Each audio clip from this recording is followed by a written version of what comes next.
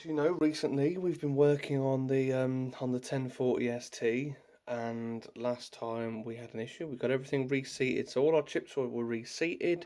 We got the new screw suit for the floppy drive. We gave that a good clean, and we know that works. We know that works.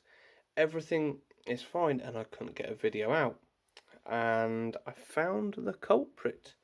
The culprit was this. Let me get that autofocus there. Good old Sony autofocus.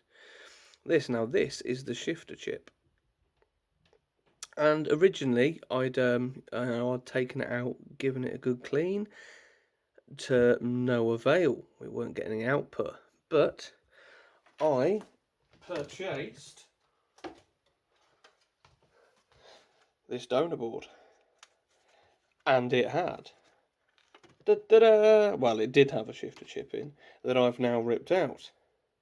So we're gonna see. We are gonna have a look if that was the issue. So that's all in there now. I did actually film another part to this video, but this phone has decided to it now wants to periodically reject storage media, which means it wants to cut out midway through filming. And I was thinking, oh well, I can just do it on my Canon, but my Canon doesn't have a working exterior microphone. It needs a stereo shotgun mic. So that's fun. Now we're going to cheat a little bit here, and I've done this a few times in the past. Don't tell anybody, they'll probably shout at me for it, but because obviously the classic Atari joystick ports that I still... Do you know what though, right?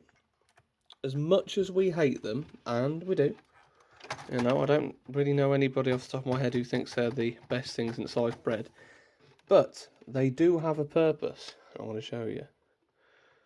Let me plug the keyboard back in. It's the fact that there's none of that sticking out the side. There's no way it can get like knocked.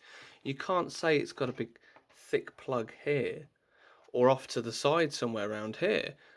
You can't bang it and knock it, and that I think is actually quite a good feature. Now, I was never an Atari kid ever. I've had some experience with the with their 8-bits. A friend of mine, he had a 800 XL, which I thought was very cool. All right, so we're gonna switch on our TV and switch on the Atari. Now, the Atari will do its little thing where it tries to read from the floppy drive first, so it'll do its full checks before it actually boots into TOS. So this may take a minute, and there we have it. Look at that in its wonderful 4:3. Obviously we can go into preferences, set the screen resolution, but we're going to leave it as low because it looks very, very horrible on this monitor.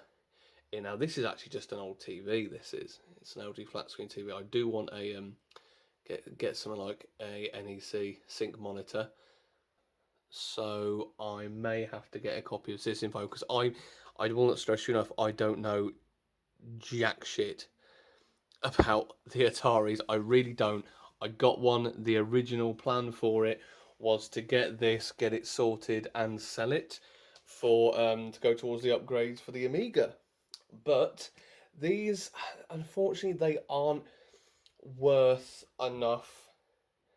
Even in good working order, they aren't worth enough to even cover the upgrades for the Amiga. So I'm just gonna actually just do it up and sell it. But I think first we should try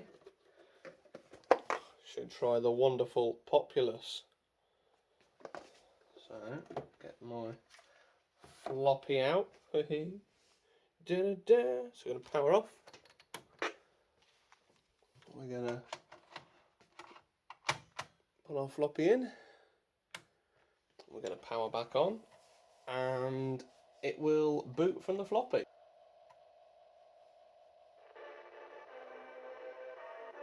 There we go. Populous on the Atari 1040 STFM. Now, I know we all slagged off Atari for its sound capabilities. It's just a cheap. It's a little Yamaha YM chip, and a lot of people are just like, yeah, the SID chips are better. But I think this sounds quite good actually for Populous.